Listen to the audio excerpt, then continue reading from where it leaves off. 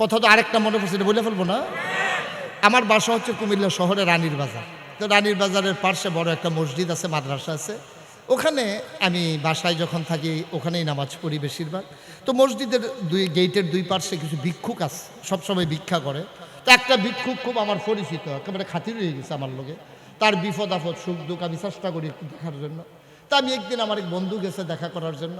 তা আমার বন্ধুরে নিয়ে যখন আমি বের হয়ে আসতেছি, তো ওই ভিক্ষুকের কথা আমার মনে ছিল। ওই কথা বলতে বলতে চলে আসছি। তো ভিক্ষুকটা অন্ধ, কিন্তু সে কথা বইলা যে তারে ফার হইয়া চলে আসছে সে বুঝা ফেলছে।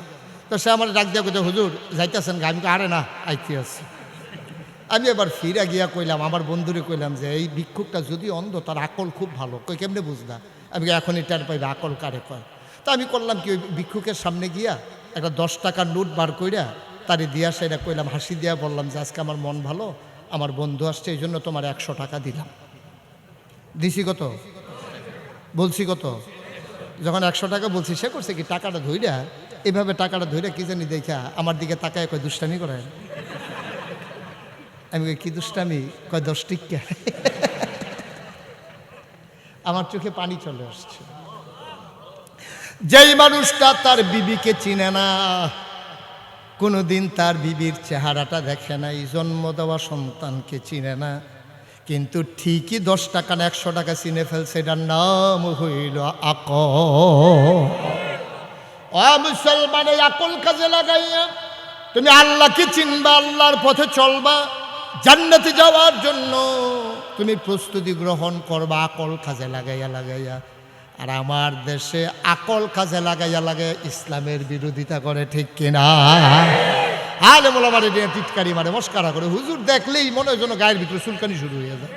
হুজুর আটটা যাইতে আছে মসজিদে, ফজর নামাজ পড়ে হুজুর একটু ঘুমাইছে, তারপরে উঠে সেরা যখন যাইতে আছে একটু তাড়াহুড়া, বাসার থেকে ফোন দিছে বাজার নাই, উনি একটু তাড়াতাড়ি যাইতে আছে, দোকানে বসে আরেকবার কোথায়, কি হুজুর খাইয়াইছেন না গিয়া খাইবেন? মানে তাড়াহুড়া করতে আসেন, দাওয়াত কয়টা, এরকম একটা ভাব আর কি। তা আমি কই, তুই হুজুরে খাইয়াইছে না গিয়া খাইছে, তোর এই খবরের দরকার নেই, তুই তো হগিন্ডি বেডির ভিক্ষা দিচ্ছ, তুই ঠিক কিনা কর? তুই ভিক্ষুকরে ভিক্ষা দিচ্ছ, হুজুরে খাইয়াইছে না গিয়া খাইবে, তোর খবরের দরকার কি? হুজুরের শরীরে একটু মোটা, এই মোটাও কনে আপনার দিকে চায়, তা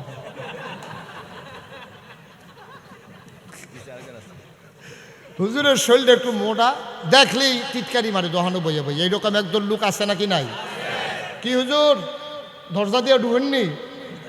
হুজুরের দরজা দিয়ে ঢুকবো, না হইলে বেড়া গাইটটা ঢুকবো, না হইলে ওয়াল ভাঙ্গা ঢুকবো, না হইলে উফরি দিয়ে সাত ভাঙ্গা ঢুক পড়িয়া ভিতরে পড়বো, তোর সমস্যা কি? তার কথার নমুনায় মনে হয় হুজুরে তার দুলাভাই হয়। নাউজুবিল্লাহ বলবেন না? আকল কাজে লাগাবেন কি ইসলামের বিপক্ষে না পক্ষে? কথা কয় না, বিপক্ষে না পক্ষে? যেই কাজ বুদ্ধি খাটাইয়া খাটাইয়া করলে জান্নাতে চলে যাওয়া যাবে, আকলটার ওইভাবে কাজে লাগাইতে হবে ইনশাআল্লাহ। আল্লাহ যেন কবুল করে, সবাই কোনা আমিন। কয়টা জিনিস দিছে আল্লাহ? হ্যাঁ মাশাআল্লাহ, সচেতন শ্রোতা। কয়টা গেল? কয়টা রইল? কয়টা? 2 নম্বরে কোরআনুল কারীম, 1 নম্বরে হলো মুখস্থ করে ফেলতে হবে। 1 নম্বরে কি? একটা মানুষ যদি আকল কাজে লাগায়, আর তার লেখাপড়ার দরকার আছে, তার এলেম কালামের দরকার আছে, শুধু আকলটারে কাজে লাগাইলেই মানুষটা জান্নাতে চলে যাবে, ঠিক কিনা বলেন? এবার আসুন 2 নম্বর হলো কোরআনুল কারীম। মুসলমান, কোরআন এমনি এমনি আসে নাই। আল্লাহ তাবারক ওয়া তাআলার কাছে প্রতিদিন 5 ওয়াক্ত নামাজে প্রতি রাকাতে আমরা আল্লাহর কাছে দরখাস্ত দিয়েছিলাম, ইহদিনাস সিরাতাল মুস্তাকিম, হে আল্লাহ আমাদেরকে সহজ সরল রাস্তাটা দেখাই দাও। আল্লাহর কাছে চাইলে আল্লাহ দেয় নাকি দেয় না? আল্লাহ কয়, উদউনি আস্তাজিব লাকুম, ও বান্দা, বান্দারে তুই আমার কাছে চা, চাইতে দেরি আমি দিতে দেরি করি না, তুই দোয়া কর আমি কবুল করে নেব, তোর চাওয়াকে পাওয়ায় পূর্ণতা দিয়ে দেব। তুই চা, আমি তোর চাওয়াকে দিয়ে দেব, তুই দোয়া কর কবুল করে নেব। আল্লাহ তাবারক ওয়া তাআলা কয়, ওয়াল্লাযীনা জাহাদু ফিনা লানাহদিয়ান্নাহুম সুবুলানা ইন্নাল্লাহা লামাআল মুহসিনিন। আল্লাহ বলছেন, ওয়াল্লাযীনা জাহাদু, যারা চেষ্টা করে, ফিনা আইফিদ্দিন, আইফিল ইসলাম, যারা দিন মানতে চায়, ইসলাম মানতে চায়, যারা মানতে গিয়ে চেষ্টা করে, লানাহদিয়ান্নাহুম সুবুলানা, আল্লাহকে পাওয়ার জন্য যতগুলা রাস্তা আছে আমার আল্লাহ তাবারক ওয়া তাআলা বান্দার জন্য সবগুলা রাস্তা সহজ করে দেবে। এটা কার ওয়াদা? কার ওয়াদা?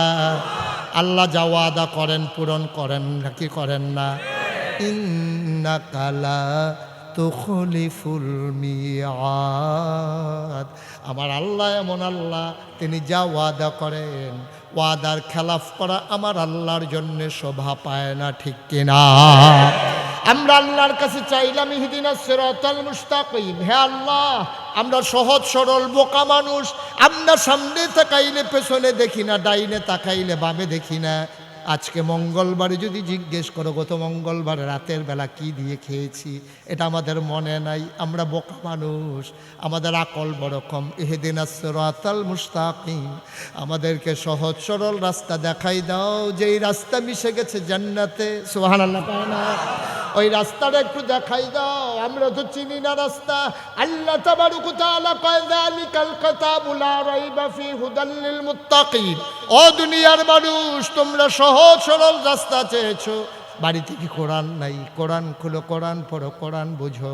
আল কোরআনের ব্যক্তি, আল কোরআনের সমাজ, আল কোরআনের রাষ্ট্র, আল কোরআনের অর্থনীতি, আল কোরআনের রাজনীতি, আল কোরআনের সমাজনীতি, আল কোরআনের ইন্টারন্যাশনাল রিলেশন। জীবন গড়ো কোরআন দিয়া। ওই কোরআন তোমাদেরকে দিলাম, যালিকাল কিতাবু লা রাইবা ফি, যার ভিতরে কোনো সন্দেহ নাই, হুদাল লিল মুত্তাকিন। তোমরা যারা পাইনাদি মাহফিলে এসেছো, তোমরা যারা ভয় পাওয়া মানুষ, তোমরা যারা জান্নাতে যেতে চাও, হুদাল লিল মুত্তাকিন, সেই ভয় পাওয়া মানুষের জন্য কোরআন হলো হেদায়েত। বলো সুবহানাল্লাহ। এই কোরআন আমাদের কাছে আছে নাকি নাই? এই কোরআনের জন্যই সকল প্রচেষ্টা। আজকে এই যে আপনার খাদিজা ফাতেমাতুজ জাহরা রাদিয়াল্লাহু তাআলা আনহা মহিলা মাদ্রাসা, তারপরে কি আশরাফুল উলুম বালক মাদ্রাসা, সবগুলোর আয়োজন কেন? শুধু কোরআন কেন্দ্রিক, ঠিক কিনা বলেন? ঠিক কিনা বলেন? আজকে মুসলমানের সন্তান আফসুস লাগে, আফসুস। আপনার নামও মুসলমানের, আপনার আব্বার নামও মুসলমানের, আপনার আম্মাও, আপনিও পাসপোর্টে লেখেন ধর্মের জায়গায় ইসলাম, অথচ তাকাইয়া দেখেন আপনার ছেলে ইংরেজি পারে, আপনার ছেলে ললিত কলা পারে, আপনার ছেলে সাগর কলা, শরফি কলা, চাম্পা কলা, এরপরে আরও ললিত কলা, কত যে কলা, এরপরে সোলা কলা। নাউজুবিল্লাহ বলবেন না? এত কলার ভিতর দিয়ে আপনার ছেলেরে বড় করতে আসেন, অথচ মুসলমানের সন্তান সে কোরআন পড়তে পারে না, সে গুসলের কয় ফরজ জানে না, সে অজুর কয় ফরজ জানে না, রোজা ভঙ্গের কারণ জানে না। মনে রাখবেন, আপনি যদি আপনার ছেলেকে ইঞ্জিনিয়ার না বানান, এটার জন্য আল্লাহর কাছে জবাব দিতে হবে না। আমরা আস্তে আস্তে কথা বলতেছিলাম, মাসুম ভাই কই? আমরা আস্তে আস্তে কথা বলতেছিলাম, আমরা আস্তে আস্তে এটা নিয়ে আলোচনা করতেছিলাম যে আপনার সন্তানকে যদি আপনি ইঞ্জিনিয়ার না বানান, আল্লাহ আপনাকে জিজ্ঞেস করবে না। ডাক্তার না বানান, জিজ্ঞেস করবে না। কন্ট্রাক্টর না বানান, জিজ্ঞেস করবে না। দোকানদার না বানান, জিজ্ঞেস করবে না। আমলা না বানান, জিজ্ঞেস করবে না। মন্ত্রী না বানান, জিজ্ঞেস করবে না। কিন্তু আপনার ছেলেকে যদি আপনি আল্লাহ না চিনান, কোরআন না শিখান, আল্লাহর দরবারে আপনি আসামি হয়ে যাবেন, ঠিক কিনা বলেন? আপনি পীর সাহেব হন আর লাট সাহেব হন, আপনি মুহতামিম হন আর মুফাসসির হন, মুফতি হন, আপনি শিল্পপতি হন, আপনি কমিশনার হন, আপনি মেয়র হন, আপনি ডাক্তার হন, আপনি ইঞ্জিনিয়ার হন, মনে রাখবেন, আপনার ছেলেকে যদি আপনি দিন শিক্ষা না দেন, তাইলে কিয়ামতের ময়দানে আপনার ছেলে আপনাকে আসামি বানাই দেবে, ঠিক কিনা বলেন? আসামি বানাই দেবে। তাইলে আমাদের সন্তানগুলোকে আমরা ডাক্তার বানাবো, আমার কোনো বিরোধিতা নাই। আপনার ছেলে মেয়েকে ডাক্তার বানায়, মেয়ে ডাক্তার হওয়া দরকার আছে। আর মেয়ে যদি ডাক্তার না হয় তো মহিলা সিজার করাবে কি পুরুষ ডাক্তার নাকি? মেয়েদের ডাক্তার হওয়া দরকার আছে, তবে ছেলে ডাক্তার হবে তার আগে সে মুসলমান হবে, ঠিক কিনা বলেন? তারে 5টা বছর নুরানি মাদ্রাসায় দেন, 5টা বছর দেন, সে নাজারাটা সহি শুদ্ধ করে পারুক, কয়েকটা 30 পারাটা সে মুখস্থ করে ফেলুক, 40টা হাদিস সে মুখস্থ করে ফেলুক, অজুর কয় ফরজ, গুসলের কয় ফরজ সে জেনে যাক, তারপরে মাসনুন মাঝে ওসিফাগুলো সে শিখে নিক, তারপর আপনি স্কুলে দেন, তারে ডাক্তার বানান, তারে ইঞ্জিনিয়ার বানান। তাইলে সে কি করবে? অন্তত মুসলমান হওয়ার কারণে ডাক্তার হওয়ার পরে সে অন্তত এই নর্মাল ডেলিভারির জায়গায় সে সিজার করবে না, ঠিক কিনা?